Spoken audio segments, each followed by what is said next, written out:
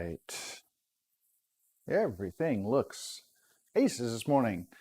Uh, Good morning, everyone. It is Monday, March 22nd. I always have to check because I never really know what day it is. But it is Monday. Hang on, somebody's volume is on here, and that's going to annoy me. Whose volume is on? Oh, you're on. Okay, there we go. Okay, so I hope everyone had a great weekend. I was busy in the shop doing a lot of catch-up work on some projects and got to a point where I could share some of this process that I started last week with you all, but I didn't want to bore you with the repetition of what I was doing because there's a lot of repetition in there, especially when it comes to sanding. It's a lot of sanding, and that's not the most exciting thing to watch. So I didn't want to make you sit through all of that. I am going to share a little sanding with you today, but not a ton. And I did do some glue ups over the weekend, and I saved one project here. So I've got one left that I'm going to walk through and show you what I've done. And that way you can kind of see and get caught up on where we were. When we were last here, I think on Friday, what I had done was this is actually the one we worked on Friday, and I created, we'd already cut all the boards to size, so I thought we did that earlier in the week. And then what I did was I cut the joinery grooves in these boards, so you can see that these have rabbets on the end, and then there's a dado through here, or a groove, whatever you want to call it. And this is going to be how this box is joined together. So we did that on Friday. And the next step to that would be to assemble all of these. Before I assemble them, because it's really difficult to do after they're assembled, I go ahead and I sand the interior or what will be the interior surfaces of the base. So I don't worry about the outside because I'm going to be working on that, doing different things to it, and the sanding will be the last thing I do to the exterior before I actually start to apply stain. But the interior, it's just too hard to get to all the corners and the tight spots, especially what is going to be the side compartment on these bases. I got big paws, so getting inside there and getting a decent sanding in there is not the easiest thing in the world to do. So I prefer to do all that sanding on the interior surfaces before I do my glue up. And I don't go crazy with the sanding on the interiors. We had a discussion last week about sanding and grits and staining and how high you need to go up. On these bases, typically what I will do is the interiors get sanded, depending, they're pretty smooth. I mean, they've been through the planer. So what I'm usually looking to do is get rid of the planer marks because I have a straight blade planer and it leaves little tiny, it's hard to see. I can't show you on the camera. Trust me, they're there. They're little lines that just basically traverse this whole thing. And they're about a 0.5 millimeter spaced all the way up. And so I try to get rid of those first. And then I want to get it smooth enough that it takes stain nicely, but doesn't get overly dark. So I'll start with a 120, and then I go up to a 150 on the interiors, and then I call it quits from there. I don't go beyond 150. That's more than enough sanding. This is a surface that's going to be on the inside. It's going to be underneath a sewing machine. It's not a surface that you're going to touch and or see very often. And so I just do it enough that when I stain it, you don't see any planer marks or anything like that. And speaking of touch, that's something that's really important to me when I sand. I like wood to, it's my projects are made to at least be touched. I don't want them to feel plastic. I don't want them to feel, overly synthetic on the outside. I want the natural feel of the wood, but I want it to be nice and smooth, and it doesn't have to be glass, but I want it to feel like wood. And that's why one of the reasons why I use like a semi-gloss lacquer is because it does not give you that plasticky, overdone feel. So I like my stuff to feel really good. And, you know, it's, for me anyway, it's like, ooh, I want to touch it. So, ooh, that feels really nice kind of thing. I don't want it to look like plastic, and I don't want it to feel like plastic. So I'm not going to go crazy on the sanding here. I'm not going to go up to like 320 or 400 on the exteriors. I will probably go to 220 on the exteriors.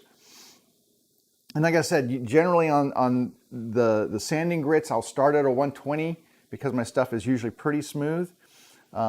Rarely will I go to an 80. 80 removes a lot of surface, and that's something you have to be careful with also when you're sanding these things, is that you're not removing surface area in a portion of the wood where dimensionality is important. And what I mean by that is, say, here's this middle brace. This is the one that's going to go in the middle of the board right here and create this compartment on the side. This is cut, and I actually cut these specifically to the width of this piece of wood, right? And there's a little bit of play in here because I need something for the glue to expand in. So there's a little bit of play inside this joint. And let's see, do I have this camera on? I do have this camera on. All right, that's awesome. Oops, sorry about that. So in here, these joints are cut fairly tightly. Let me get a little close up here so you can see what I'm talking about. So this joint it's not super tight, but it is tight enough to allow for expansion of glue and a little bit of swelling when you put the glue in there. And that happens. If I started sanding this entire piece of wood right here, and I sand the entire surface of this board, what's going to happen is that now I've shrunk this size to the point where it now is a much looser fit inside here. And that's what I mean about affecting the dimensionality of the wood. Exterior pieces, you sand them down, it doesn't really matter. Interior pieces where you need specific measurements and such, you have to be more careful when you're doing that. One of the things that I will do, like on this interior piece, and I don't know if you can see it on here, I've already sanded. So to save you all some watch time of sanding, I already sanded it at 120. And I'm going to go ahead and sand it at 150 here in just a couple of minutes. But I went ahead and did the 120 step. The 150 doesn't take too long. But if you look here, if I can show this where you can see it, okay, right there. Okay, you can see this darker area right here. I only took the sanding right up to that point. I did not extend it all the way to the end, and that's on both sides. I don't know if you can see both sides here a little bit. So you can see where this and this edge are darker, and that's on both sides. And I did that because, like I said, I don't want to change the thickness of that board. I want that board to remain that thickness because that's what I used to measure and cut the slots where that board is going to slide into. If I sand it thinner, now all of a sudden my board is loose in there and I'm going to have play. I'm going to have to like maybe put a shim or a wedge or something. It starts to not look tight and well made and well fitted. So just have to be careful when you're doing your sanding. You don't want to go crazy. You don't want to change thicknesses of wood. And like I said, 80 is a pretty aggressive grit. And I use these, let's see if I have one here. I do. This is a 120, but I have some 80s, and this is a mesh. If you can see through there. This is a mesh, which is really nice because the dust passes through it and it doesn't clog. And when you take it off, you can just smack it out and it cleans out really well. So I like these. This is made by Diablo, but it's one of their mesh ones. But the 80s are really great, but they are really aggressive. And you have to be careful using those grits. So like I said, generally my stuff coming off the planer, not too bad. I'd rather have a better planer, but in the absence of a better planer, I have sanding. So I start my sanding at 120. That usually gets rid of the planer marks. Going up to 150 gets rid of that first set of scratches from the 120. And then what I do once I'm done with the 150 is I will straight sand it. So I will sand with the grain just to get rid of any swirls or pigtails that might have been left from that 150. And to me, that's kind of really important to get rid of the pigtails. You don't see them in the natural state of the wood, but as soon as you apply a dark stain, the pigtails can jump off at you and really ruin a project to make you have to go back and do it again. And I've had a couple of projects where, you know, you get almost done and you're at that last point, and for whatever reason you didn't finish the sanding part, and so there you go. Now you're dealing with stripping and resanding and restaining, and you're, you know, 3 steps forward and 4 steps back. So let me just make sure that everybody's here. All the feeds are up and we are looking fantastic today. All right. I like it when things come together. So the plan for this morning is to finish this piece right here and get it in some clamps so we can get this glued up. Thank you, Amazon, for the message. I appreciate that. The other bases have already been glued up, and there's one that I glued this morning, and the other 1, 2, I don't know how many I've got here. 3? 2. The other 2 are, no, 3. The other 3 have already been glued up. I glued them this weekend. Due to a lack of actual clamps, it's not possible for me to do a huge run. Usually I end up clamping over the period of 2 to 3 days, depending on how many bases I'm making. I've made upwards of 10 bases at one time, which is a lot. I will never do that again. But I just had all this wood and I was just going crazy, and it gets confusing too. But I do have a limit of the number of clamps that I need to do this with. I could use bar clamps, like pipe clamps. I don't enjoy the way the pipe clamp works. I don't think I get quite the even clamping that I get. I love using those for cutting boards and such. I use pipe clamps all the time for cutting boards. But for my bases, I like to use parallel clamps, like the big Bessie parallel clamps. And they're kind of expensive. I think they're 45-ish bucks a piece for the ones that I have. So you can't, I mean, some people can, but I don't have a bunch of them. I have 6 of those, and those allow me to get the long clamping done. And then I have some smaller clamps that I use for the sides. All right. What else?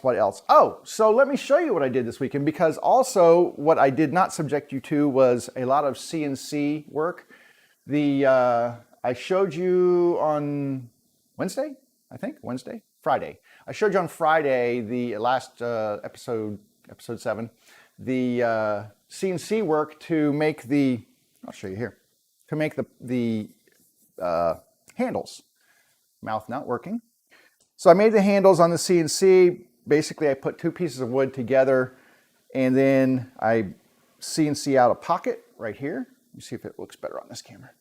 There you go. So I CNC out this pocket right here, and that is my, those will be my handles. So when you take this away, now I have a handle right here on the bottom of my base. So when you go to pick the base up, you've got this nice handle grippy thing right here.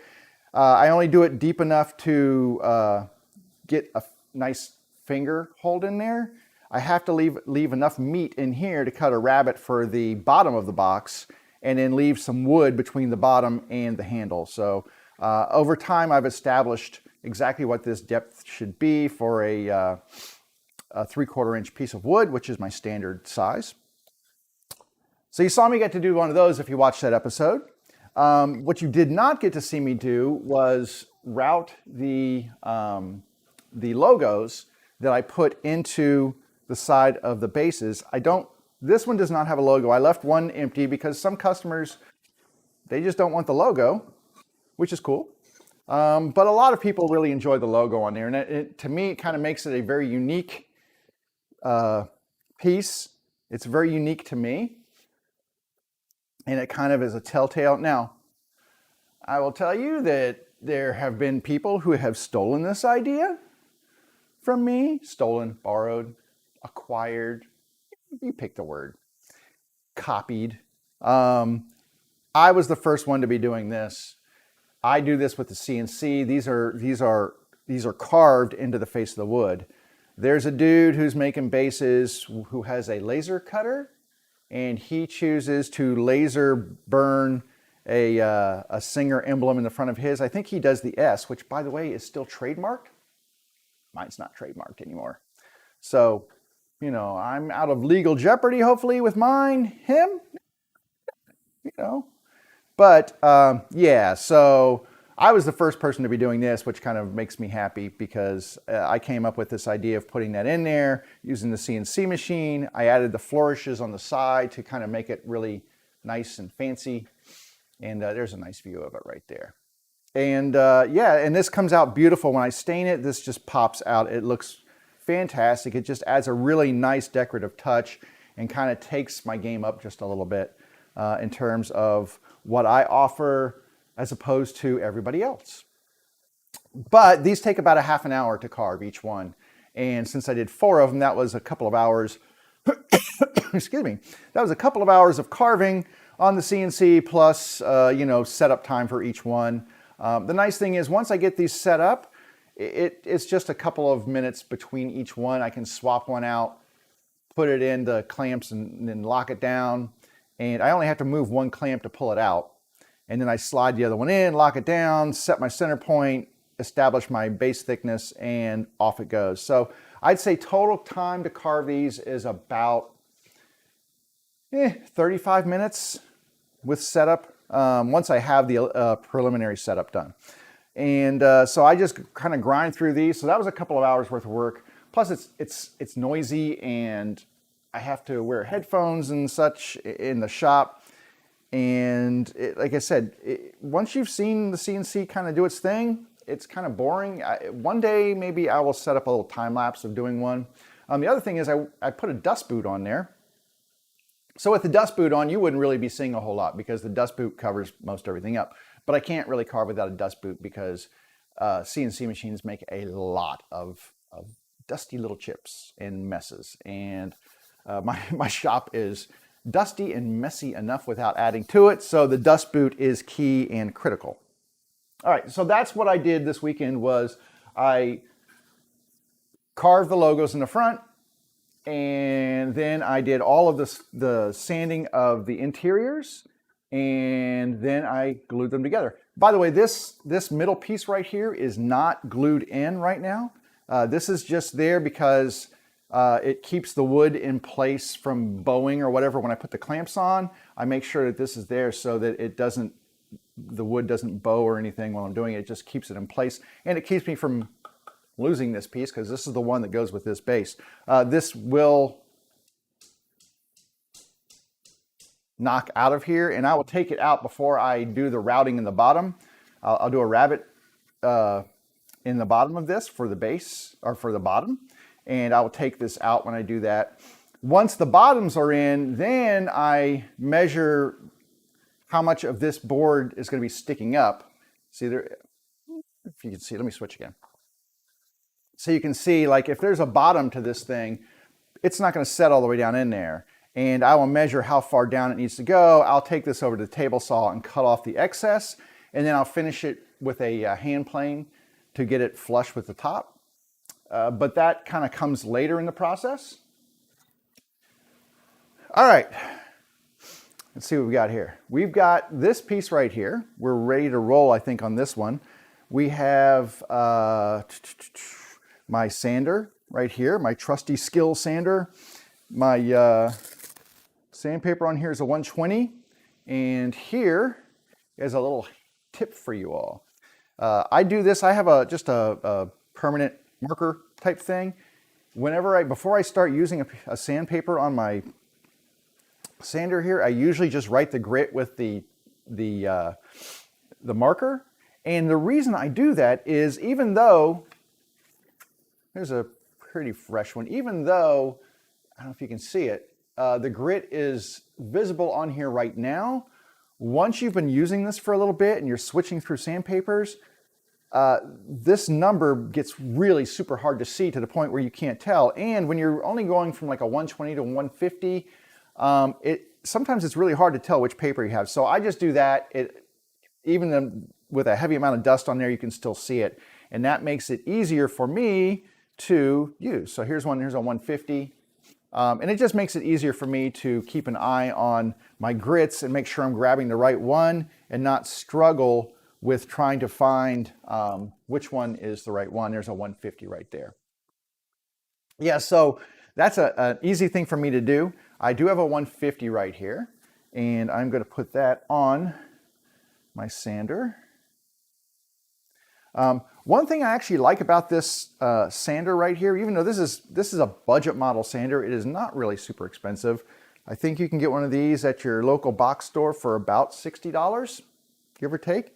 They use 5-inch sanding discs with the holes, and the holes are pretty much universal. Like this has a bunch of holes in it, but you only, see if you can see all the holes in this one. They line up with the pattern on the sander. So those are pretty uniform. You can pretty much any sanding disc you get that has holes in it will match up to your sander if your sander has dust collection in it, which is what this has. I highly advise, there's a little bag that comes on here. I highly advise you get an adapter to fit a hose to your vacuum or something.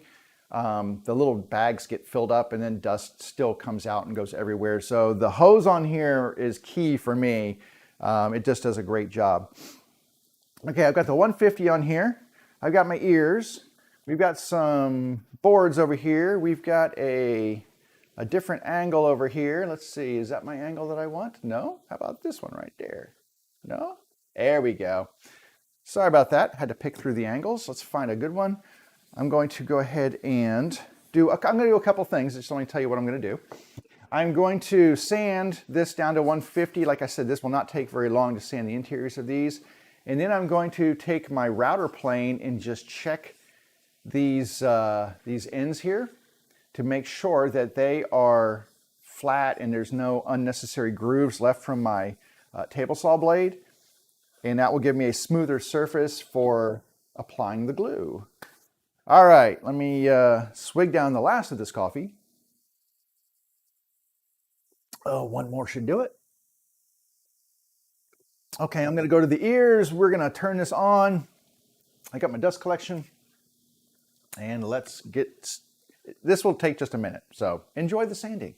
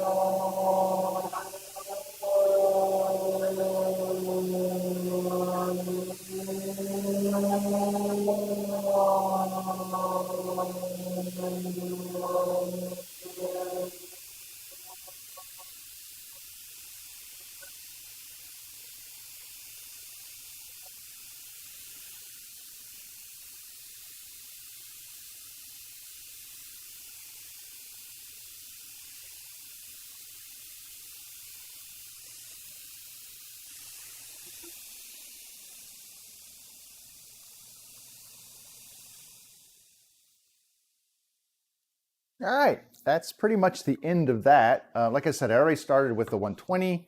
That's the 150. So as far as the oscillating sander goes, that's as far as I need to do. I don't know if you noticed there's like a little light when I was sanding. There's a little light right here, and it was only one lit up. The reason I really like this this sander is it has this thing called pressure control, and as you're pressing down, well, that first light will light up when there's just light normal pressure. As you start pressing harder and harder, those light indicators go up and up, which means you're being a lot more aggressive and a lot more heavy-handed with the sander. The longer I sand, the more I tend to get heavy-handed with the sander, and that kind of keeps me in check. So I do like having that little feature on there. It's not, you know, like a make or break, like, oh, I'll never have a sander that doesn't have that, but it is kind of nice to have it. Just like I said, it keeps me in check. I do, after a while, if I'm doing a lot of sanding, sometimes I'll have a tendency to get over top of it, and then I'm starting to sand more aggressively, and you don't want to be too aggressive. You want the paper to do the work, not the amount of pressure you're applying down. So I try to let the paper do the work. I only get the one light on, but I do like that feature of that particular sander. All right, I'm not quite done with the sanding. I have one more sanding operation to do. Let me get my hose here because I'm going to sand these one last time, but I'm going to hand sand these just with some straight 150 sandpaper. I just did 150, but it did oscillating. So what I'm going to do now is go back and forth with the grain just to clean up any circular marks that might have been left by that sander, and that will give me a nice clean surface when I'm done. I've got my little brush on my vacuum, and I keep hitting the wrong one. I've got the brush on my vacuum here, so when I'm done, I can just go and clean it off. The brush kind of helps loosen things out of the grain, and obviously the vacuum picks that dust up and carries it away. All right, let me go ahead and get these done. And I don't do a lot of hand sanding, just back and forth a few times. About like that. Get this little stretch right here.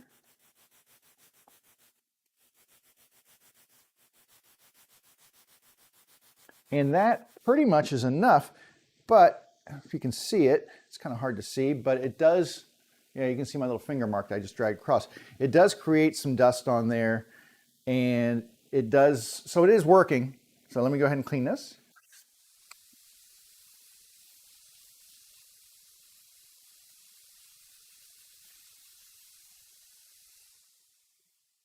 And once I do that, it's so much softer and smoother. Just, like I said, it's just little things sometimes. And I found that if you just come back with the same grit that you used, or at least this is what I found, if I come back with the same grit that I just used for my oscillating sander, if that's my finish, I'll come back and use that or a slightly finer one just to get those last of the swirl marks out.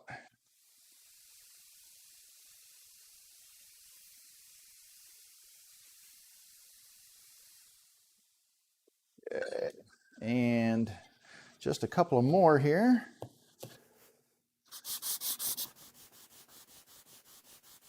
Nothing crazy on pressure or anything. I'm just going with the grain, nice and straight. And then hopefully any swirl marks in here will be gone.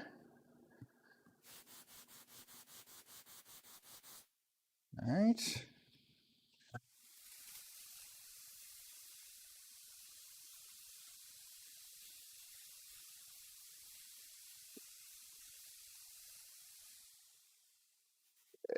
And the vacuum's kind of nice because I don't have to worry about getting that dust off. It gets all the dust off, so when I go to glue these, they're clean and ready to roll. This last one, and I'm going to still maintain, this is the middle piece, and besides the fact that it has no handle, I always write an M on one end of it, just so I always know. But I'm still going to try to maintain that not sanding the edges part, because I want to keep that wood, and that wood's going to be in a joint, so it doesn't need to be smooth.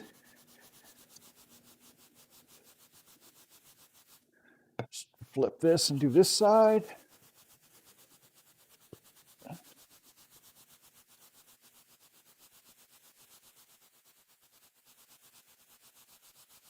All right. And you can, I don't know if you can see, there's a bit of sand. I don't know if you can see it, the dust on there. Yeah, you can see that dust that's on there. It builds up a little bit of dust. It's not bad.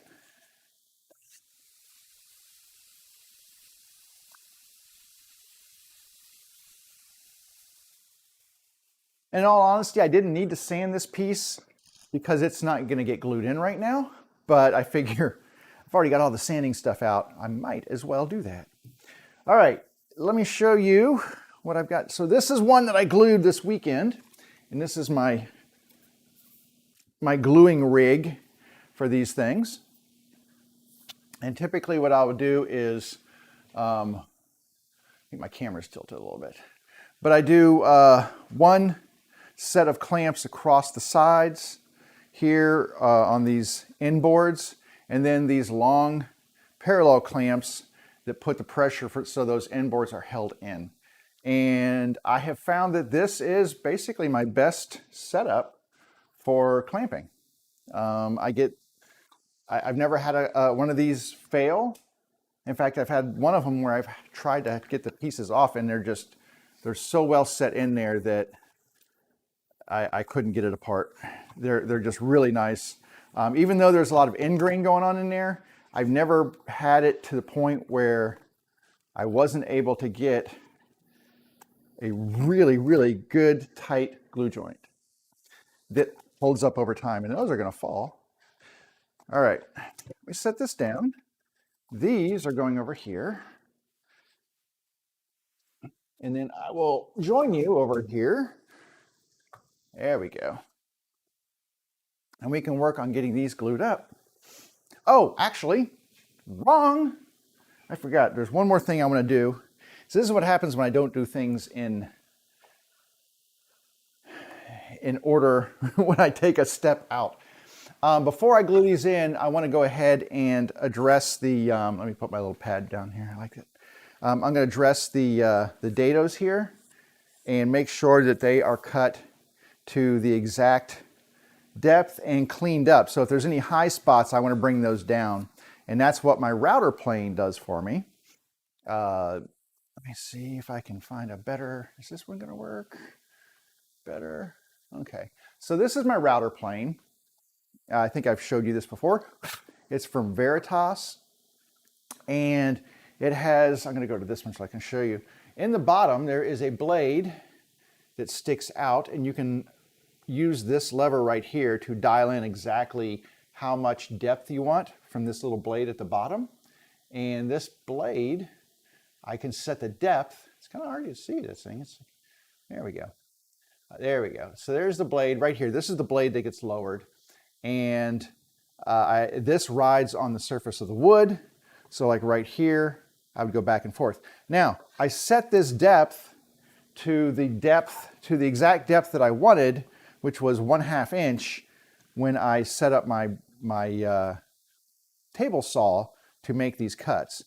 And I'll use my little Craig tool here and just come over and measure that is exactly 1/2 inch, and it is. So this is set to 1/2 inch. This is 1/2 inch here. What I'm going to do is I'm going to, actually I do not want this right here. I'm going to get another board for these end ones, and I'm going to use that just as something for this to ride on top of so it doesn't tip. I don't want it to tip. Let's go back to this camera. Generally what I will do is I will clamp this board down to my table so that it doesn't slide. And that gives me both hands on the router plane. So I'm going to get this really nice stiff clamping here. And then, now not all the surfaces need it. So you can see I'm running it through here. It's not doing anything. It's not making any noise besides the just rubbing it back and forth. So this is fine. This one over here that has no high spots. This one, I think, yeah, this one has high spots. So now it's just plowing out just a tiny bit of wood. It's not much because I was pretty close with my table saw. But what happens is as you're running the saw through, if you don't keep that pressure 100% down on the surface of the table as you're running it through, it can rise up just a hair, and then you get these little ridges in these dado cuts. Now I'm going to reverse this so I don't chip this out and come at it from this side. And just get these cuts in here. So you can run this back and forth. You can run it towards you, away from you. Generally I go away, but the problem is if I'm pushing this way, it can chip out a little bit of this wood because my long grain is running this direction. It can chip out a little bit, so I like to come back at it this way just so that that cut is supported if it needs to be. But that looks pretty clean. That is pretty clean now. And let me get this one right here. Because I can't do this after, especially on these, I can't do this middle one after the fact. It's like I get it now or I just don't get it. And let me show you here. It cleaned out a little bit of wood there. You can see there's some wood chips in there, just a little bit. But it gave me a really nice smooth surface inside there. And that is part of the surface that is going to be glued in. And so I want to make sure that they are as good as can possibly be. Let me check this one right here. And then we'll pull the other one over and run it through. And this thing is really sharp. I just sharpened it a couple days ago. Yeah, see, this one is set up really well. So had good pressure running through this one. All right. This one is done. And like I said, it doesn't always need it, but like I said, just in case there's some high spots, I would much rather go ahead and hit it with the plane for a few passes than not get a really good, that needs to go over a little bit, not get a really good glue joint down the road. So let's check this middle one here. Okay, I'm in the way with my clamp, just a little bit. But I want to get it nice and tight to the table. All right, this one has a little bit of extra wood in there.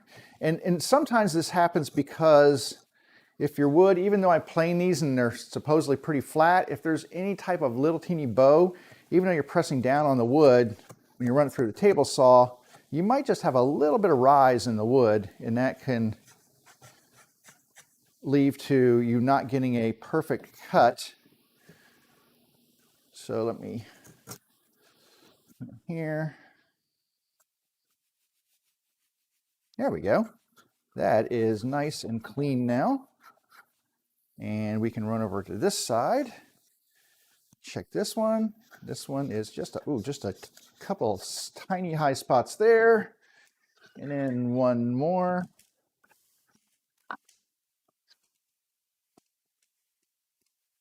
Now, this only works if your support piece is the same thickness as your stock that you're routing on, so that's kind of important. but it just provides a little bit of extra, because if I was trying to do it this way, you can see that I get a little tipping. This just provides a little extra, and that is just a tiny bit on that edge. All right, nice and clean. I had a couple of them that required a little bit more than that, but this one was pretty nice. The dados on these were a little bit, they were a little rough. They were a little high, but that's all right. Now we are good to go do some clamping. Okay, so let me move over to my clamping station. And you're like, that looks like your table saw, and you would not be wrong. I use my table saw for a lot of different things.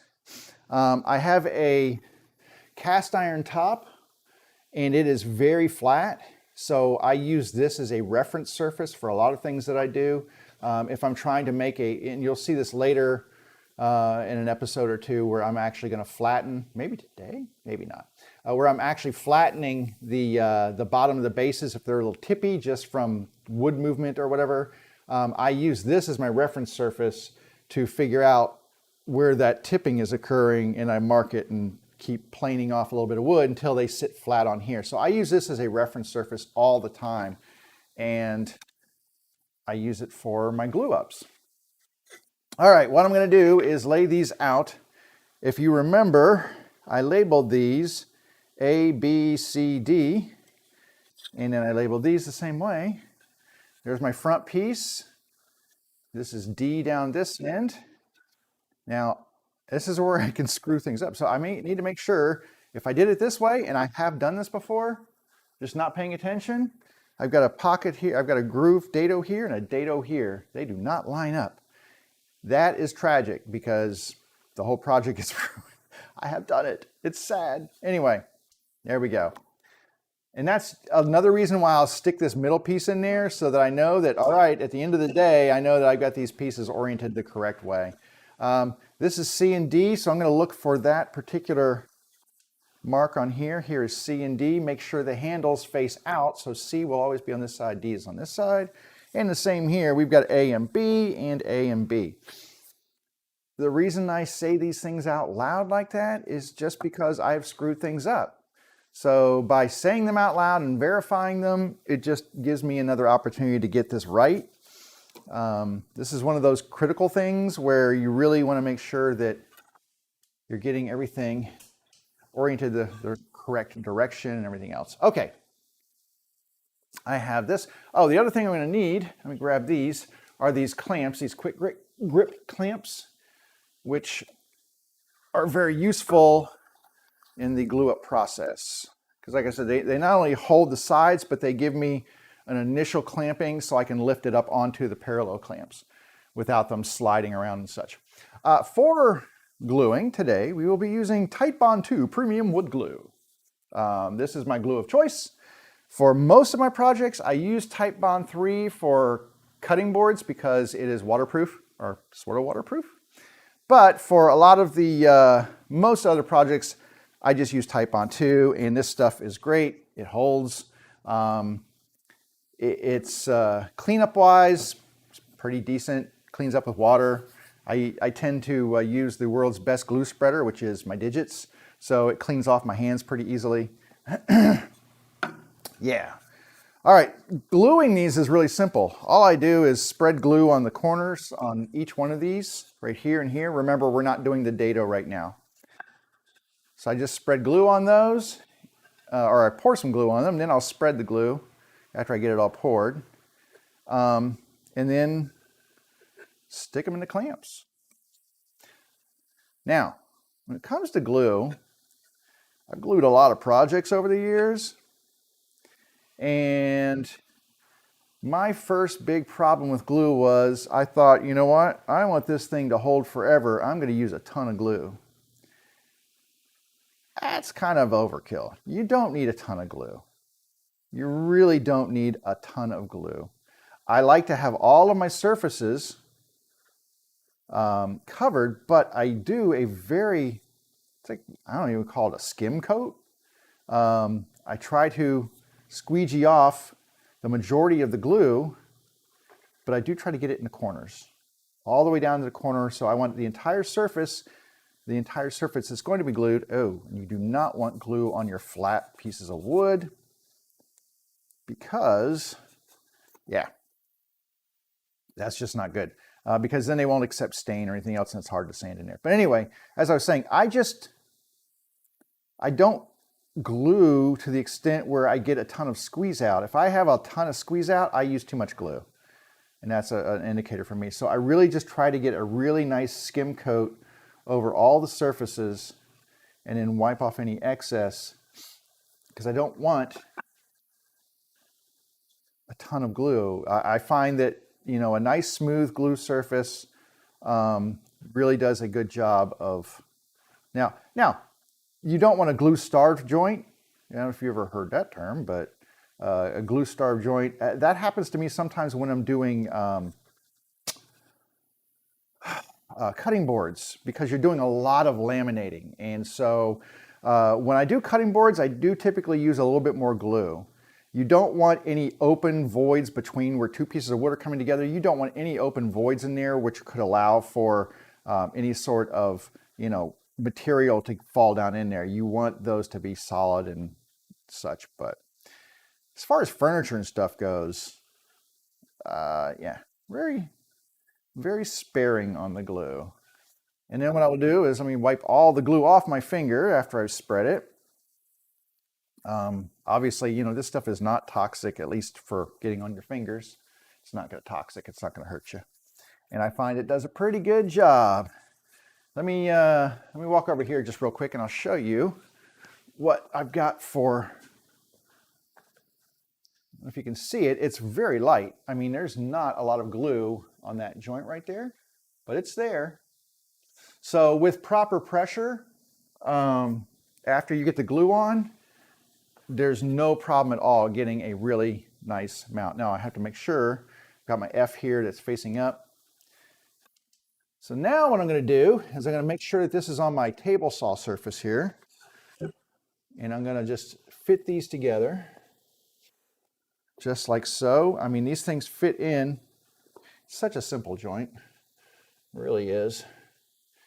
And now there's a little wiggle room here. But what I want to do is make sure that these surfaces, and I'm going to push down, this is really kind of where I think having this flat reference surface helps, because if you get one of these boards that shifts upwards slightly, you're asking for trouble down the road because you're going to have to do a lot of sanding to fix that extra wood. So what I do is I take a clamp, kind of get it even up here, and I don't crazy clamp this. I just put enough pressure to hold that in one place. I'm going to set this aside for a moment. I'll take another clamp and do the same thing on this end. And what I'm looking for is not intense, crazy pressure, but just enough pressure to hold these in place and keep these boards from sliding down while I move my long clamps under. So you can see I can move this around and it holds pretty well. So now I can take this and this, and I need to move this back a little bit. I think that's good. Is it gonna fit? Hang on a second. Slide these back just a hair. These are newer, so they are a little stiffer. All right, there we go. And then one over on this side. All right, when I'm doing this, how's that camera angle look? Okay, you can see. So when I'm doing these clamps, I'm not clamping all the way across the edge of this thing right here. What I'm doing is I'm putting the edge of this clamp right on that line right there, so that the only clamping pressure is being put on this end board, not on this long piece that comes out next to it. So by doing that, I'm getting a good glue joint from on this surface and this surface, but not out here. The outside edges that meet this, kind of hard to explain, will get pressure from these clamps. So these clamps I put there, and I do the same thing. I'll slide this bottom up, maybe.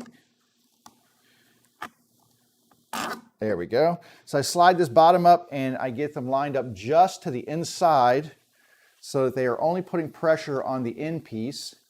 And I tighten that up just enough to hold it snug for right now. I'm not trying to put extra pressure on it. I just want it to be snug. The beautiful thing about these clamps, if you haven't used them, is that instead of being uneven clamping pressure, you don't get uneven clamping, you get exact parallel clamping pressure. And for doing things like this, it is really, really nice. All right, I think everything is good. I check my surfaces just to make sure that everything is flush, because if it's not, that means I'm going to be doing extra planing, hand planing and sanding on the other end. And this is pretty good. This is off just a tiny bit right here. Do I want to fix it? I mean, it's just like a 64th. I can just barely feel it. So, I'm going to let it go. I'll even it out with my hand plane. It'll only take a couple of swipes. And then I'm going to add a little bit of pressure, and these things hold really super tight. Now I'm going to release this clamp, and I'm going to come back in, and I'm going to put it right over top here and try to get really even clamping pressure across this way. I'd love to have a smaller set of these. That would be great. Or actually, like, maybe 6 smaller sets of them. But it is what it is. They do make a smaller one. They make larger ones too. Like if you're a cabinet maker, you're going to have these in your inventory for sure. These are the 24s, I want to say. I think I get, no, these are like the 24-inch. I'll get about 24 inches max clamping space in here, but that's perfect for, they look really huge, but when I'm doing a base that's this long, it's 21 inches, and I need that clamping distance, something like a squeeze bar clamp right here just isn't long enough. And then also I found I do have larger bar clamps like these, but I find that if you use those, you're not getting even clamping pressure now because that bar starts to flex over time. And you can probably see this is flexed just a little bit. So once you start getting that flex, you're not getting even clamping pressure now. It's pushing more towards the top than it is at the bottom. You're getting it to clamp like this. And that's not going to give you a clean clamp. That's why these parallel clamps are key. And these are the Bessies. I don't know if these are the Revos. Yeah, these are the X-Body Revos. Like I said, they're about, if you catch them on sale, maybe 40 bucks a piece. I have 6 of them, and I used to have 3. I don't know why I got 3. I think it was a special at a woodworking show. 3 is not really useful, so I bought 3 more, and now I have 6 of them, so I can do 6 bases I can do 3 bases at a time with these things, and that kind of helped my production a little bit. All right, speaking of doing multiples, I just set those on I set them on the floor just like this. Oh, hang on. Let me do something here. See, I'm kind of getting out of order here. Hang on. Okay, let me bring this back. I need to do 2 things. 2 things before this is ready to sit in the corner and dry. Number 1, I get my square and I check that my corners, I just go opposite corners, and because you want to make sure if your base is wonky for whatever reason, it's not going to give you a great thing. Now, kind of strange. This corner is good. This corner is good. The other thing I'm going to do here is I'm going to take the middle piece, and because I want to keep these from bowing, I don't want the boards to bow. They can bow over time if you've got clamps on there putting pressure lengthwise. The wood wants to go somewhere. So by putting that middle piece in there, that is going to eventually end up in there, and then just clamping it down. And I don't know if you can see that, but as I let loose, there's space on the end of each of this board right here that I just put in. When I clamp this down, that space goes away, which means that now my boards are being held very straight. And that probably, yeah, that fixes it, most things.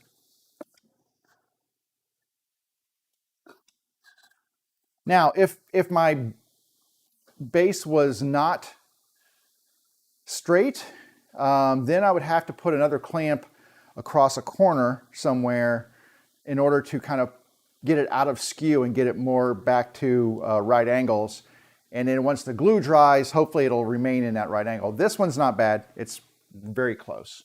And so I do like to put that piece in there and then clamp it, because that makes sure that you're not getting any of bowing on this from the pressure of the clamps. It keeps it nice and straight. And then you don't have to worry about that.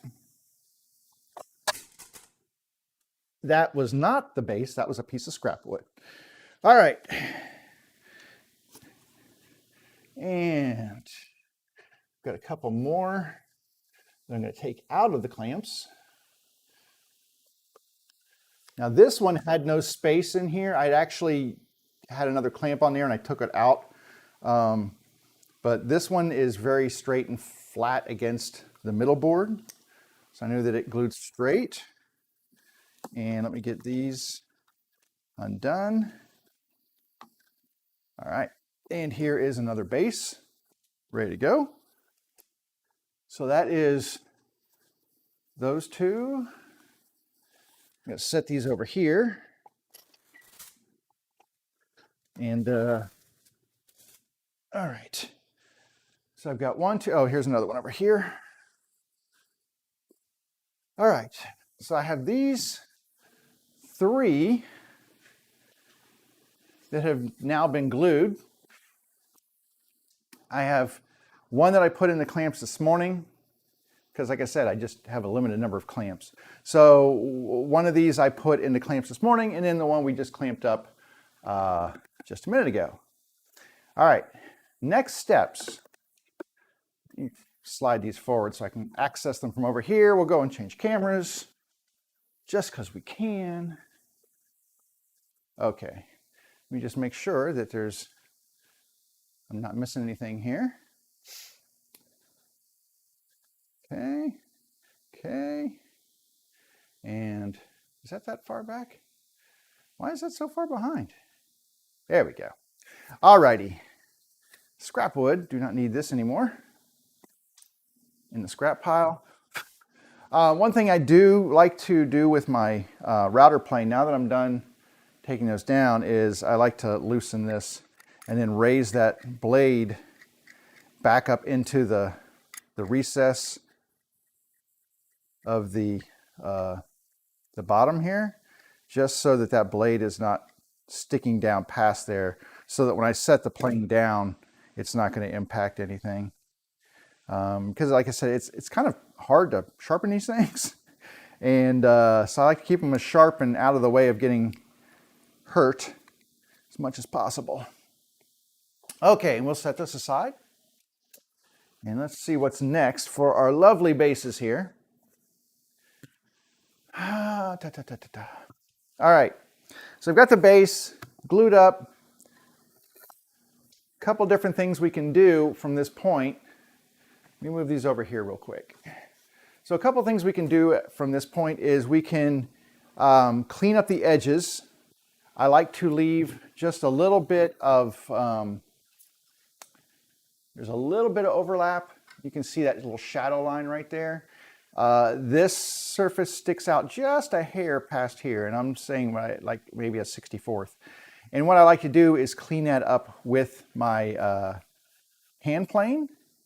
And that way it keeps it nice and flat and flush along here. If this is short, then I'd have to take this whole surface down, but now all I have to do is take this down.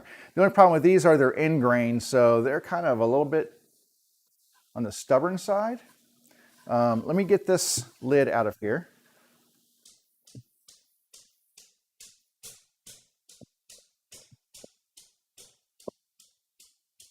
That one's a little stiffer. I might give that one a couple of passes with sandpaper just to loosen that up just a hair. That one's a little stiffer than it needs to be. The other thing I'm going to do, because I want to keep these together, is I'm going to write number 1 on here and put a number 1 on here. And that way I know that this middle piece, if I stick it to the side somewhere, and then I come back later and I've got them all laying there, I know which one goes with which. and which is, like I said, it's important because I use this to cut the slots for this table. So if I grab a different one, it may have a little bit too much play or not enough. And that way I just know that that one goes here. All right, the next thing I can do is to put this in my clamp down here. I've got a table, a leg clamp here, and I use this to hold the wood. I need to redo this a little bit. I need to put some new cork in here. I had cork in here, which worked out pretty well. I'd like to find some leather strips maybe to put in there. I think they might hold up a little bit better over time. This is kind of, I've worn this stuff out, so. And then the other thing is that I have a different type of clamping system in here, which works pretty well, but I might make some modifications so that I get more even clamping. So what I'm looking for now is a board. Right here will do. I just to ensure that I'm getting nice even clamping on my leg vise here, I'm gonna put a board that's basically the same width as my stuff that's being, I want you to stand up. There we go. All right, I'm gonna put this in here and clamp that tight in, tighten the handle down, and that keeps that from moving. And then I will grab a plane. I could do two things. I could do a, man, I wish I had my new sharpening guide. That would be awesome. I've got two planes that I generally use for this. I've got a little Stanley, you know, small tiny one here. And then I have, this is a low angle jack plane. So it's a bevel up. So the blade on this one, as opposed to most planes, the bevel of the blade is actually on the bottom. On a bevel up, your bevel's on the top, bevel's facing up. But to me, you get a nice cut. So this is based on what would be the Sony, what am I thinking of? The Stanley number 62. That would be what this is. And generally all I'm going to do is come in here and plane off that little bit of overhang just to get these flush with the sides. And that's pretty close. Got a little bit right here. That's close, very close.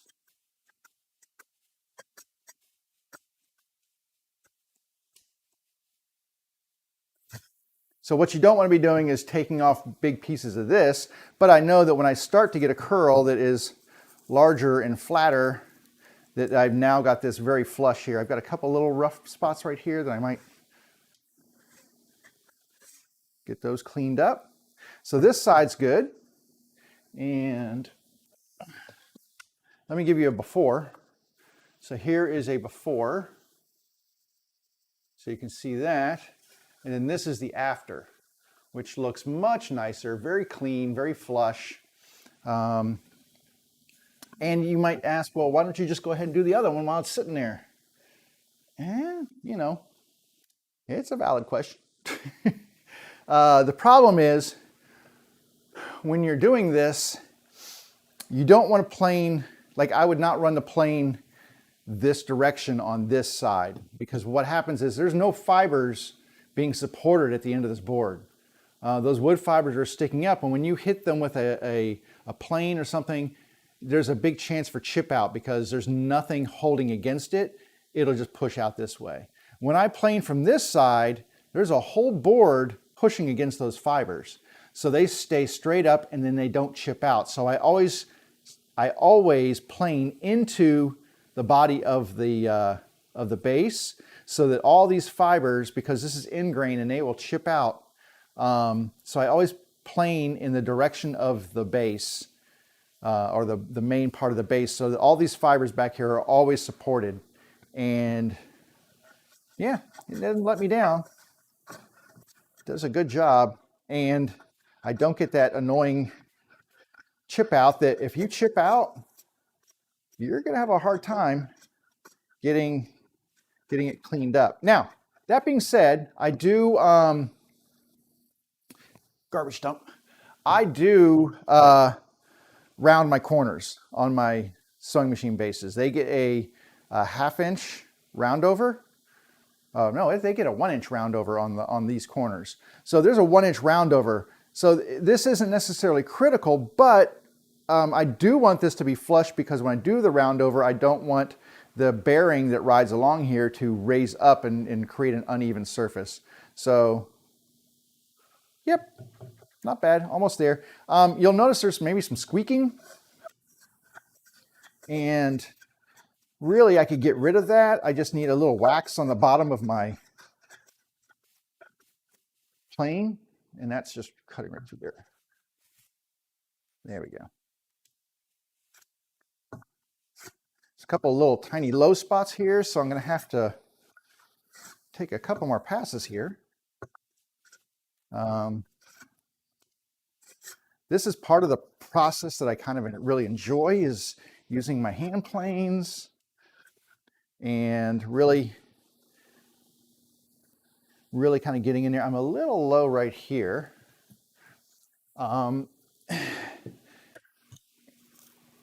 And I really like to get things dialed in. And the nice thing is you can just use your fingers and just run your fingers over. And I tell you, you're not going to find a more accurate instrument than your fingertips. And I can tell that's probably, I don't have a tool that can measure that difference, but I can feel that difference in my fingertips. Right here, perfectly smooth. Right here, I mean, it's like maybe a 1/28 or more.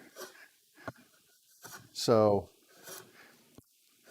you're just hard pressed to find an instrument that is more reliable and accurate and sensitive than your fingers. Woo, that's nice. That's what we like. All right. And the process goes on. So I just flip them over, clamp them up, keep going. I got a trash can over there. By the way, I'm not just dumping these on the floor. There's actually a trash can set over there. So it's not like I'm just being a complete slob in my shop. But yeah, it's just quick and easy. I could use the little block plane, but I just prefer, this is a longer sole on the bottom, and contacting this piece of wood, it makes sure that I get a nice straight flat cut across there. Because the block plane is shorter, you know, it has a tendency to follow contours more. So I may not get as flat a surface as I want with that, but the old bevel up number 62 does a great job. Just a little bit more on this end.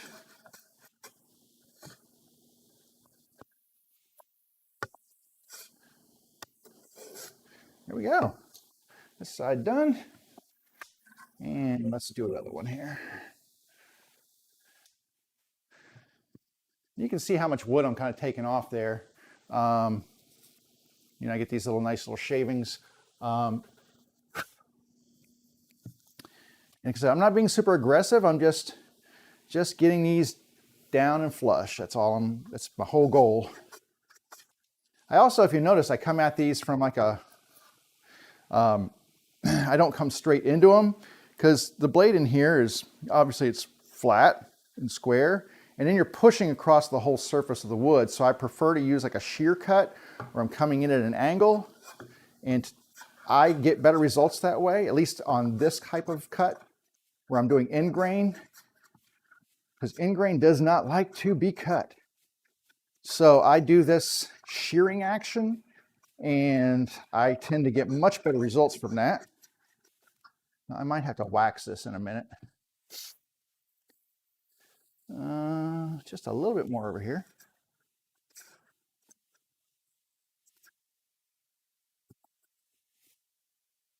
A bit more.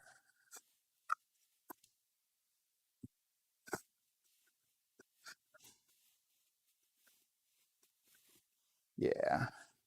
All right, that is really good for this one. Now, before I go and do another one, hang on just a second. I'm going to pop off camera and grab my trusty jar of Minwax finishing wax and my lid popping tool.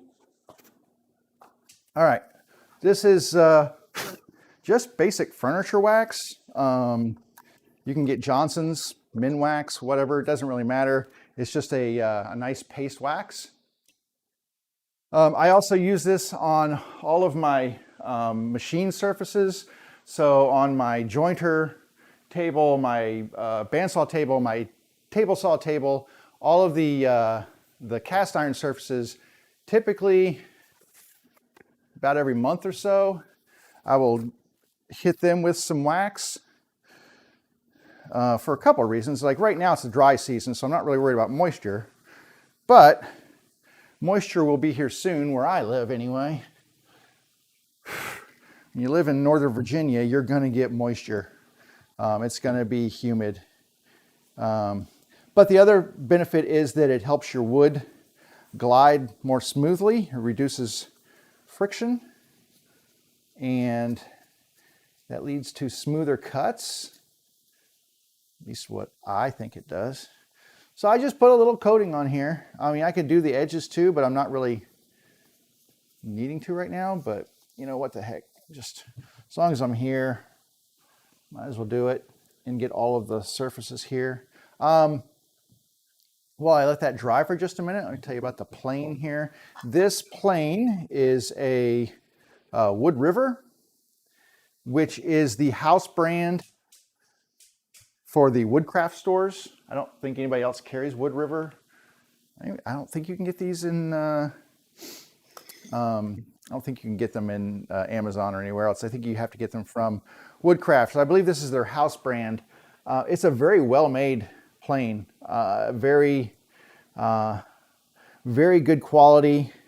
Nice cherry handle. It fits really well in my hand anyway. And nice cherry end cap. The front part of the sole here is actually adjustable, so you can loosen this and then adjust this so you can control just how big of a bite you're taking. It has a, there's no side-to-side correction on this. You just do that by hand, and you just loosen the cap screw, the cap lever, and just nudge your blade whichever way you need to get it straight. And then you have one forward-backward adjustment for the blade, which is, it's got a little bit of play in here, like that's the amount of play. But I find that I can get very fine adjustments with that. I back off the cap screw just a little bit, adjust the angle of attack, the mouth that it's going in there. And yeah, but you can see that it's very low profile as opposed to a very dusty. Oh, let me clean this off a little bit. I haven't used this in a long time. This is a Bailey number 5. Oh my God, this thing is so ridiculously dirty. Ouch. So this is a Bailey, which is basically a Stanley. At some point in time they were the same, but this is a number 5. And you can see that the angle of attack, the frog that this blade sits on, is much steeper than it is on this one. This one has a much more relaxed angle.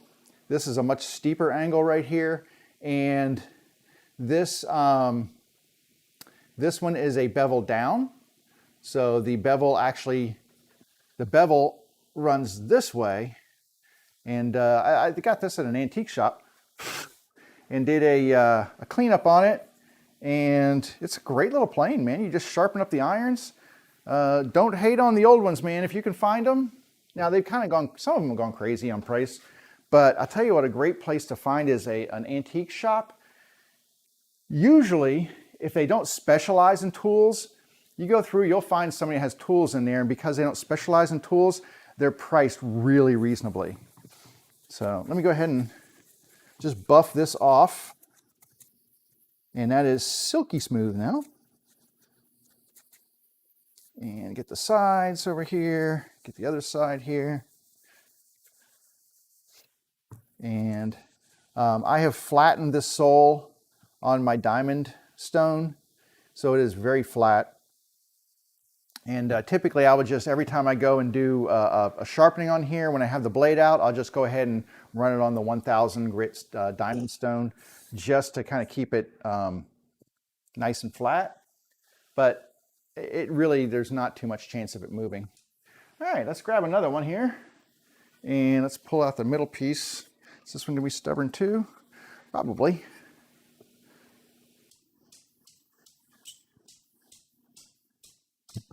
There we go. And let me make sure I know which one goes with which. We'll just mark this number 2, mark this number 2. And I have the same amount of rise on these, just a hair over. And I will clamp these in, and we will do the same thing with these. And we're just knocking that down to make it flush with the end. That's all we're doing. But whoo-hoo, it's like, wow. It's like skates on an ice rink. So smooth. And it's amazing how much friction you can generate from the sole when it isn't waxed. It can generate a lot of friction, and it feels like your blade is not as sharp as it is just from the friction of running that unwaxed sole against your wood. But this is, woo, like glass. All right, that one is, see how fast that was? I mean, it's just that fast. So there we go. Let me do that. And let's do this. The nice thing about a really sharp plane is a lot of people will actually finish after they've cut with a plane if it calls for it, because it's actually smoother than any sandpaper you run on there. Those cut surfaces are just super smooth. That is, woo, wow, that took no time at all. I should have waxed it first, huh? That would have probably been a huge help. And just dump this right here for right now. I'll clean all that up in a second.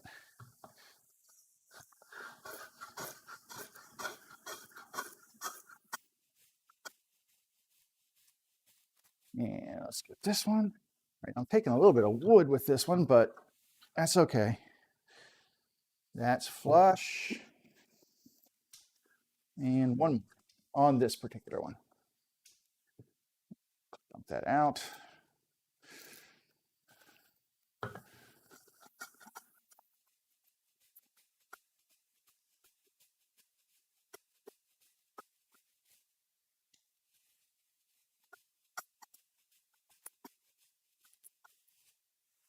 So I'm actually hitting wood now of the end board.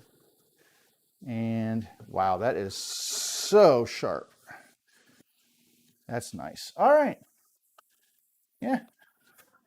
Well, live and learn. Wax that puppy first. Save some time, right?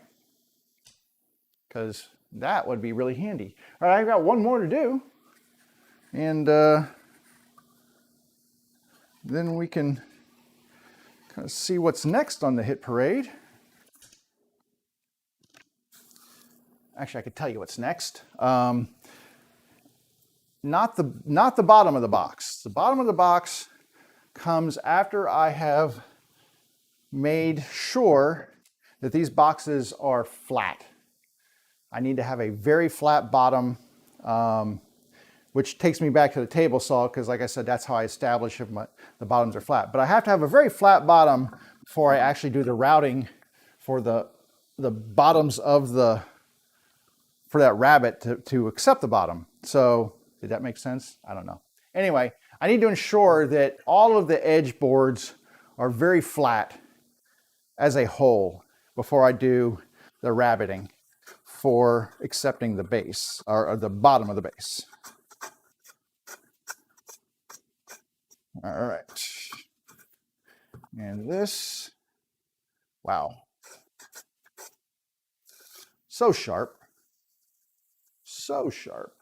Let me just check and make sure that everybody's here. Periodically, I just want to check through, make sure there's no comments or anything. Because if you are commenting, if you do want to say hi or you want to, have a question or something, I want to make sure that I'm not just ignoring you. And it's kind of hard because, I don't want to never take your eye off of what you're doing when you're in the shop. Now this one is almost flush to start with. So really not requiring a whole lot on this side. And that's pretty much done. Now I could take a whole swipe off of here. You just have to be careful because, like I said, if you run that plane off of this edge, chip out is a definite possibility. But we did not have that happen. I did have a lot of chippies right there. Okay, last side. This has actually gone very quickly. Sometimes I leave a little more overhang than I probably should. And I'll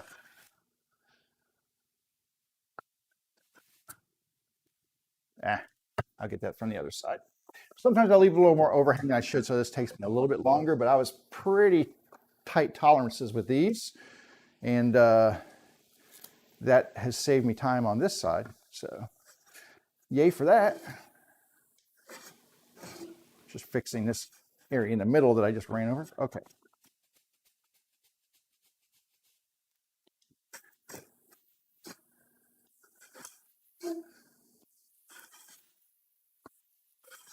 There we go.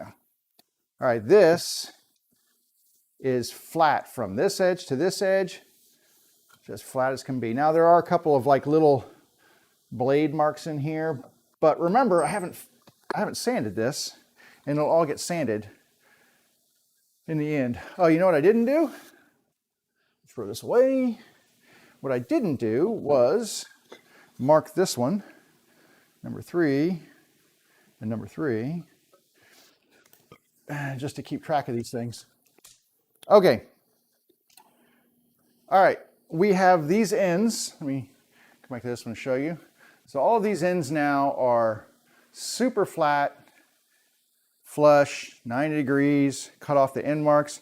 These surfaces are awesome now. We did that with all of them. So you can see here's the other one right here. So those all look great. So the next thing we can do is check to make sure that these, I'm going to stack these over here and only work with one at a time. This one's already sitting there. All right, we need to look at what is the bottom of the base. Well, the bottom of the base is where the handles are. That's going to be the bottom, right?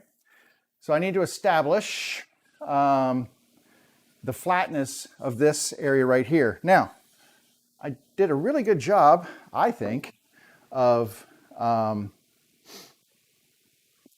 gluing these up and keeping them very flat to the table surface. There's a little glue right here, and I'm just knocking that little bit of glue off there, because the glue squeeze out can kind of feel like your table or your base is not flat, but it's actually just a little piece of glue. What I didn't do is I put it on my saw surface here on the flat top table here, the cast iron, and I give it the wobble test. So I go corner to corner, no wobble, corner to corner. I mean, just a tiny hint, and I think that comes from here. So I think what I'm going to do is just take just a hint of this off. Let me get a stop here. I don't think I'm going to need a huge stop. Let me get a couple of bench dogs here. They should work. So I'm just going to put a couple of bench dogs in here just as a surface to push this against. And I'm just going to lightly run I'm not going to go all the way down the length of it. I'm just going to take one pass from here and see if I can get, yeah, because I can feel it. It's just a little bit higher right there. So just one pass from here, maybe one more, start a little bit further back. All right, that should take care of that. Let's see what we got here. No wobbles. Still got just a hint of wobble here. You can hear it, just a hint of wobble. And it's still on that one corner. If I get this corner seated, it should take care of that. So you can see I'm just getting nice, long, thin shavings off of here. Let me just take this. There was a little bit of glue right there. All right, try it again. All right, I have no wobble now. This is rock solid on here. And we go on and check the next one. I'm gonna put this on the bottom. Ah. All right. And find out where the bottom of the oh, son of a gun. So wood is sharp and cuts are a common thing. Just get used to it. All right. Now this one, let me see that one. Here we go. This one, you can see what I'm doing here. Look at the wobble on that one. That's a lot of wobble. A lot more wobble than I would like, which means I have high spots on this corner and this corner. It could just be one of the corners, but they're definitely higher than this corner and this corner. I don't need to be bleeding all over the wood. Definitely, great. Definitely high in one of these corners. Typically what I like to do is I get a pencil and I look at my high corners here and I try to see where it's actually setting on the table surface. Like, is it touching here? Is it touching, over all the way up into here? Where is it touching so I know where those high spots are? And it looks like right here at the corner, and then actually right here, it looks like this area right here. And then gonna do a little bit there. And then right here in the corner. So I'm just gonna mark this, because what I'm gonna do is start taking some of this wood off with my plane and see if I can't get this to sit. Now what I might have to do is get a couple of clamps to hold this against this, depending on how hard this is to the surface. It doesn't feel like it's that high, but definitely had a pronounced wobble to it. And sometimes that just happens from glue and wood. You cut wood and you're doing these things and it just, you plan and you do stuff, but sometimes wood just does what it wants to do. Has a mind of its own. And so this is not the preferred angle to cut this at. This is actually going against the grain. But my blade is pretty sharp, so it's handling it for now, but you can get chip out going against the grain. And so what I mean by that is, let me grab a board here and show you really quick. Where's my, there it is. Just for those who don't understand, and this one is pretty good. You can see the grain on here pretty well. And you notice the grain on this is coming up this way, right? It's actually rising in this direction. So just like rubbing your hands against a cat's fur or a dog's fur, if you rub in the wrong direction, they're not going to be happy about it, usually. And the same thing on here. So what happens is that blade digs in.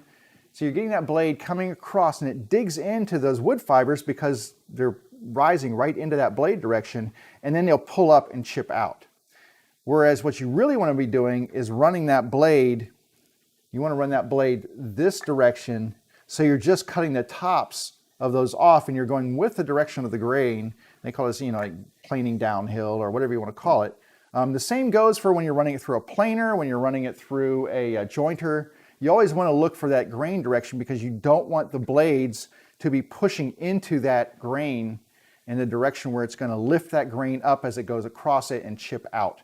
And that is a definite concern when you're doing any sort of planing or other such things. This, I'm going to take one more here and see if I can get away with it. like I said, a very sharp blade, but the grain is running this direction. It's running towards my plane, so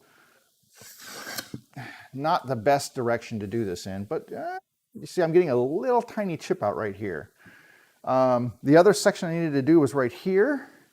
Now this grain, if I turn the board this way, this grain is actually running downhill. Is it running the wrong direction? So I can't do that on this one. Well, this one's kind of weird because the grain undulates, and that's the other thing. You can't always get the grain running in one direction, right? Sometimes grain changes direction. It's just wood. It does its own thing. So you just have to go with what you got sometimes.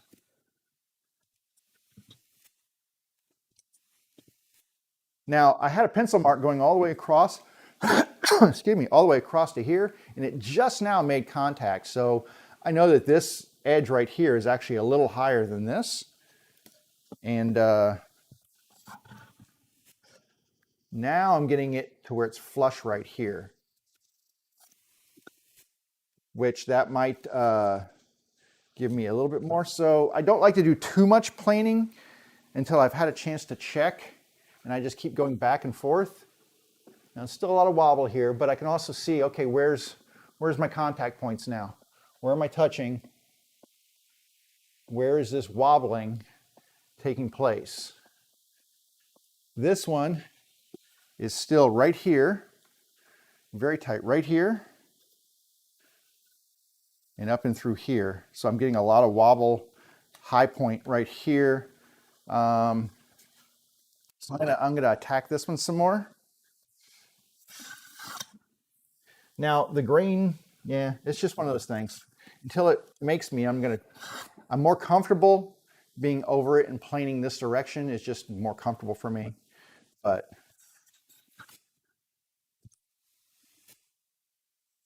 and then on these ends, because it's running into this, I try not to chip these off. I try to hit these kind of like this.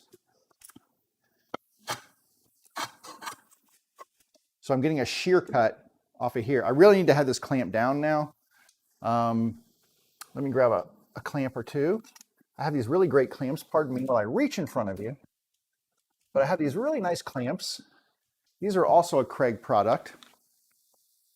I got these a couple years ago. They're made for bench dogs, or dog holes. And they just have a nice large, let me go over here. They have a very nice large wheel. So you can see that there's a gear. And as I turn this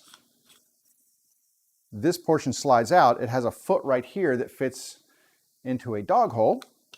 So what I would do is put this in my dog hole right back here. Turn it so you can see. So I'm going to put this in the dog hole. I'll take the other one and do the same thing as well. Stick it in this dog hole. Let me line this up on the bench dogs at the other end. And it just basically puts a little pressure. Just like that, get it straight. And then just put some pressure on here. And that holds my piece in place and keeps it from picking up, and it allows me to keep both hands on the plane, and does just like, it's just much nicer. So that's, and those are not really expensive. They're just a nice little thing. You need dog holes, bench dog holes to use them, but yeah, they work really well. All right. Yeah, this right here. Now I didn't like planing from that direction. So I got chip out when I ran it across here. Even though the wood looks like it's going this way, sometimes you just got to do what the wood wants you to do. And it did not like going this direction from this end grain right here. It's kind of strange because it looks like, oh, just crunchy right there. And that means I need to switch this around and do this end from over here, because I need to go in the opposite direction. When it starts really getting bad tear out, you don't have a choice. You got to go to the other direction, because otherwise you're going to do damage to it. So I'm going to come to this side, and for whatever reason, even though it looks like I'm going against the grain, it's a smoother cut. Wood is weird, man. I'm just saying. Just when you think you get wood, it says, screw you, you do what I want. All right. And that looks good. This side over here, let's see. I'm going to come across and just give a few passes here. I'm not coming from this end all the way across. I start and do little passes and then level it out. So I'll start here and then I'll get some longer passes. Now this one, doing the same thing. It's like right here it's smooth and right here, not so much. Part of that's because this is, there's cathedral grain in here. And yeah, it's just, I can try to push through this way, but woo, that's just uglier. So I'm gonna flip it around and do the same thing and come at it from this angle. Just, you know, take your time. Don't force a bad angle on a piece of wood. Just kind of try to list. Ow! That is a nice splinter in my thumb. Doggone. This one, you are my nemesis. This one is not happy with me. Sorry. Didn't mean it, man. I'm sorry. Don't hurt me anymore, please. All right. Ow. Splinters. Ugh. Right? It's all about the splinters. Let's see what we got now. Ooh, there we go. So got enough off of those corners. Can't really see that, can you? There we go. So I got enough off of those corners now that when I put pressure on either corner here, I am now flat. So that's great. Last one. Let's see what we got for this one. See if we get lucky and get a nice flat surface here. What time we got here? 12:45. We're doing good on time. All right, this one, I don't even have to guess. I'm looking at it and I can see this end right here. Well, you can probably see it down here. Look at that. Yep, it's off. All right, I just need to establish where that high point is on here. This one appears to be at this end down here. Grab my pencil again. It has lead in it. What did I do with it? Come on. Come on. Oh, great. Oh, there it is. All right, so down here at this end, this appears to be a high spot right through here. And then let's check the other corner and see where we're touching as I wobble this. I'm always looking for where it's actually making contact as opposed to where it's lifting up in the air. And this appears to be just right here on this corner, right here. So same thing, right here in this corner. I'm just going to mark this with some pencil lead just so I know, because once you start flipping things upside down, it's easy to get turned around and not know exactly which way you're going. All right, supposedly my wood grain is, I don't know, going this direction. So I should be able to cut it this way, should be. But as we saw from that last one, not necessarily the case.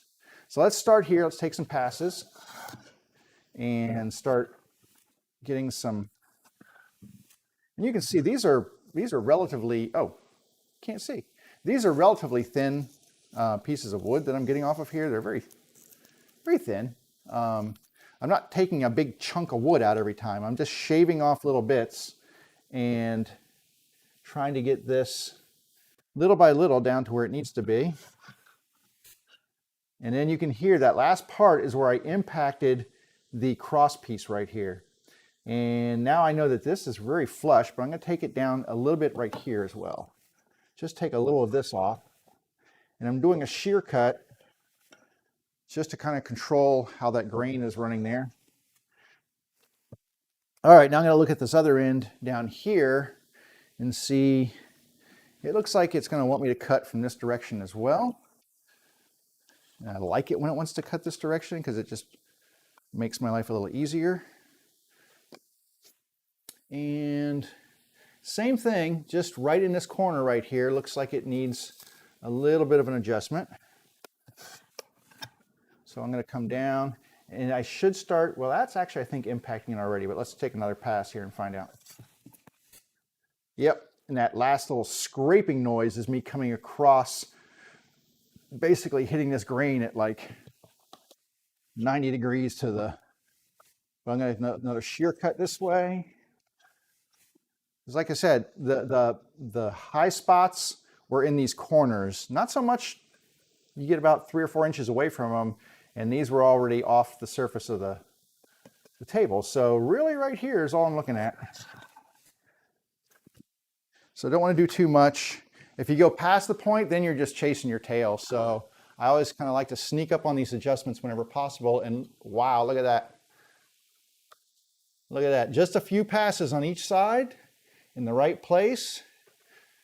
And it is now just, it's perfect. Woo, that's awesome. Okay.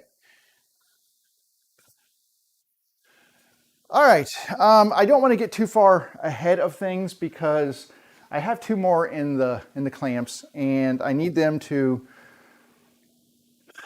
to dry before I move forward, because I don't want to do routing and such, which is the next step. I don't want to do routing until after I have, I'm just checking for comments real quick. Pardon me. I don't want to do any routing until I'm set up to do all the routing at once. And I will save the routing for Wednesday, for my next stream, because I have to do the setup of it. I have to clear the router table, do the setup of the bit, get the height right. And there's a couple things that go into routing a rabbit bit in these things. And I want to show you that process, but I don't want to do it repeatedly. So I'm going to wait for those to dry, which they'll be done. I leave them in my clamps for 1 day, or typically at least overnight. So 8 to 10 hours of glue time to dry and set.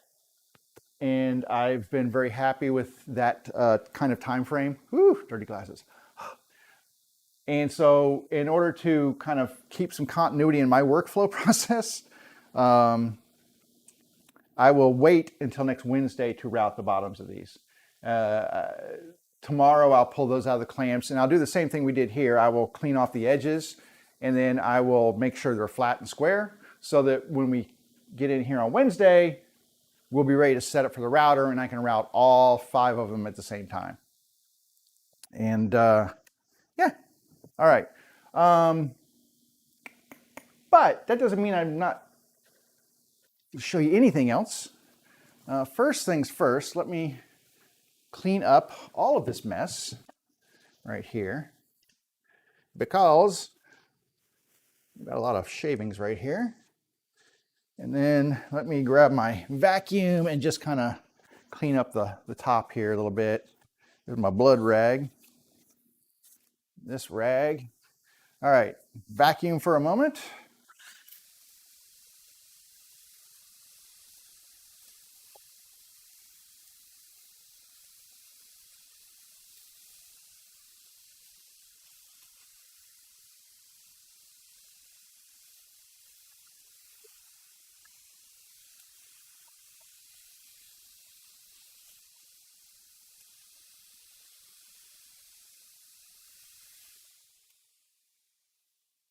Okay, I have one more thing to share with you all today. This weekend I ran to the Home Depot and picked up a couple of things that I needed, like some more propane for my shop heater and a new filter for my dust filter. And that's what I wanted to talk to you about today, was dust filters. Where's my paper? Here it is, spinning around in circles. Very small shop, very limited dust collection in my shop. As you've seen, I use a shop vac with a dust deputy, which is great. You can look into dust deputy systems and you can modify them, put them on your shop vacs. They can be fit to bigger systems. But anyway, for me, it's small enough that it works well in my shop, but it's not a total dust solution. If you were watching me Wednesday and I was cutting on the table saw, even though it's collecting dust from the bottom, there's still dust coming from the top. There's still dust happening. Even though I run a vacuum onto my orbital sander, there's still dust flying in the air. And I probably should wear a mask. I'm gonna tell you, you should wear a mask, so you can't blame me. But I should probably wear a mask more than I do. And I just don't. I have masks. I have masks laying around all over the place. And sometimes when I use them, like if I'm spraying stuff I'm going to be in here. I'll use this one. It's a canister. It has the cartridges for volatile gases and such. But I don't wear one as much as I should for sanding. But I do actually have a solution to remove filter dust from the air. And that is an air filtration system. A couple years ago, year ago, somewhere around there, I was reading through one of my new wood magazines, which is an excellent periodical. If you don't get Wood Magazine and you're a woodworker, it's well worth the money, to tell you right now. But anyway, they do tool reviews and things like that. And one of the things they were looking at was air filtration systems. And I don't know if you've seen these before, but they're usually very large boxes that have filters in there, and they have fans, and they usually mount in your ceiling. And their whole purpose is they suck air in, it passes through a series of at least 1 or 2 filters and comes back out as clean air. It captures the particulate in the air, it turns over the air in the shop a certain number of times per hour, and just keeps that loose stuff that you'd be sucking into your lungs, it keeps it out of your lungs and into a filter. If you start to price those things, if you look at it and go, wow, you know, that would be really great. I could use one of those in my shop and that would really help to keep the dust down. If you start pricing those things, if you're a budget-minded person, you don't have a lot of extra cash, they are not cheap. So I downloaded the PDF from Wood Magazine when they tested a whole bunch of these things. 1, 2, 3, 4, 5, 6, 7, 8, 9, 10 different solutions, which are basically the 10 different options that you're going to find most everywhere. If you go to Woodcraft, or if you go to any of the, I don't know if Home Depot sells them or not. Anyway, if you go online and search for air filtration systems for a shop, these are the ones you're going to come across more often than not. There's a couple by Grizzly, a couple by Jet, Powermatic has a couple of them, Raycon, ShopFox, Supermax, and then a budget option, which I'm going to share with you in just a minute. So what they did was they checked these things and they ran different performance rating. They based them on airflow, filtration effectiveness. I mean, how much particulate is it pulling out? How much air does it pass through? Ease of cleaning, changing the filters, which is a thing, especially if they're up in the ceiling, right? If they're hanging, how easy is it to change the filters? And then ease of using the controls. Some of these have remote controls that you can turn them on, adjust the fan levels and things like that. They also did some other testing on some other things like pre-filter, fine filter, fan controls, decibel levels, accessories, whatnot.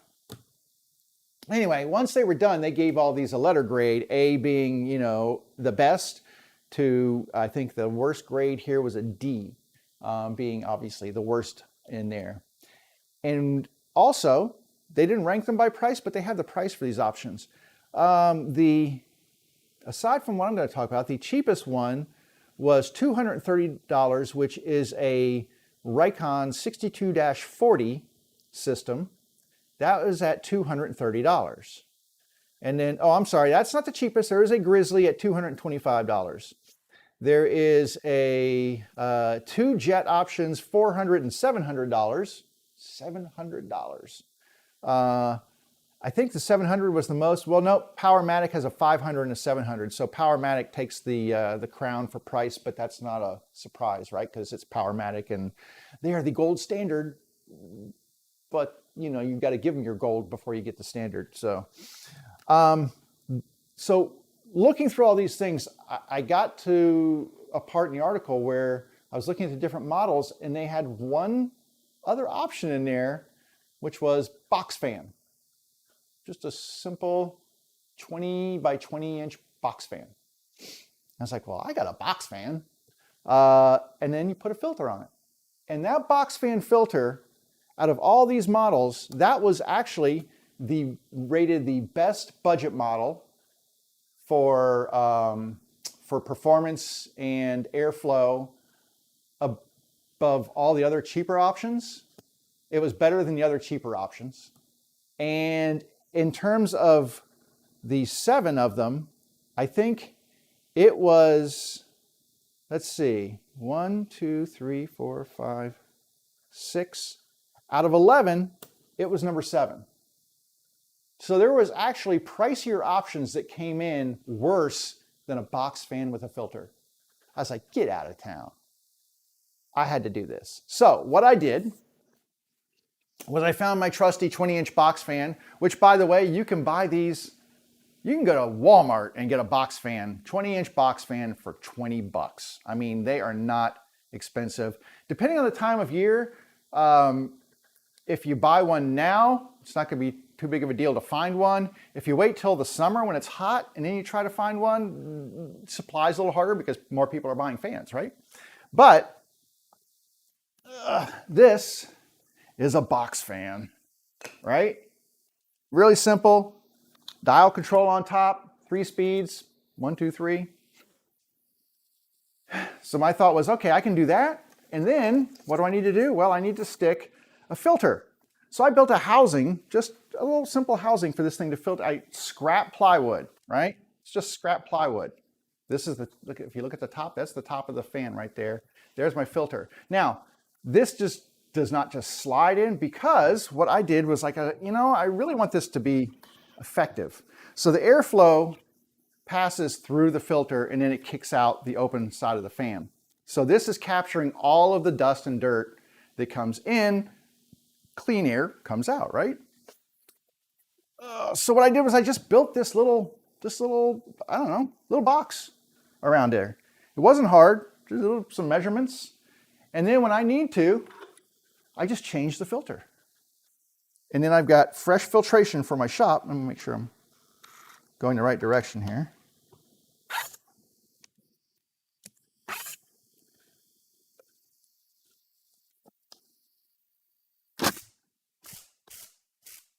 Okay. This doesn't need to come all the way off, just needs to have enough to be loose. I'm going to take this one off so I can show you the inside here. Whoop. Pull it here. I want you to see what's inside here. So I kind of took this up a notch. I put this on here. I mean, I could tape it on there, it would still be effective. But here's my filter, and it should be loose enough. Maybe not. There we go. So I can get this filter out.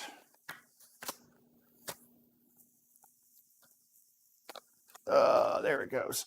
And what I did to make this really effective and keep air from seeping in around the filter is I got this foam. It's like door insulation foam. It's adhesive on one side. You can get a whole, like it's a roll of it. This stuff is about, I think, 3/4 of an inch thick, and it's about a 1/2 inch thick here.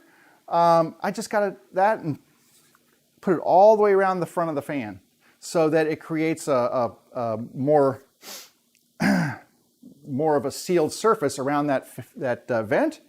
And then I just put the thing in there, off it goes. This is, now there's something you need to consider. You don't want to just use any filter.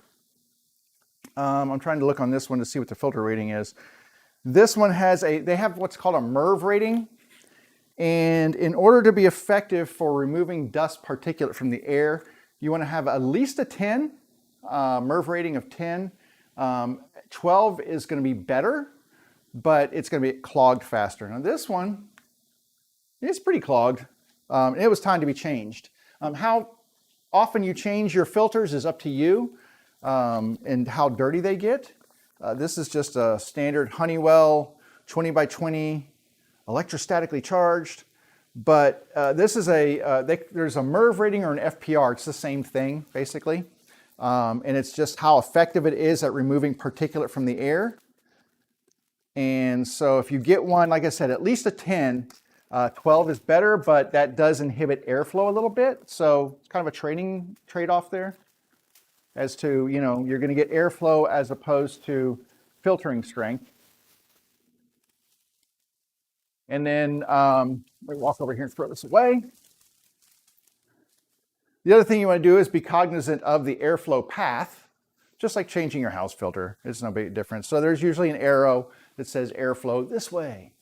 And because it is a nice 20 by 20, just fits in one way. I'm going to slide this all the way in here. And then, as I said, it just makes sure that it's over top of my side. And the 20 by 20 fits really nicely. I'm going to take this and I'm going to set it down just to put these back on. And like I said, I could just duct tape this onto there, but I found this to be a slightly more elegant solution. You know, duct tape's a little barbaric for this.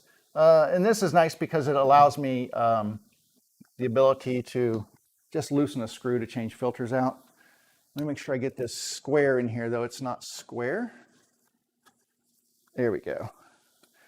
And you can also, you know, write the date that you change this thing on here. And that way, if you're wondering, God, I wonder how old my filter really is, well, just go take a look. Okay. Let me put this back in here. Let me get these so I can, there we go. Seat them right back in their original holes. Sometimes the impact wrench on this stuff is a little much. So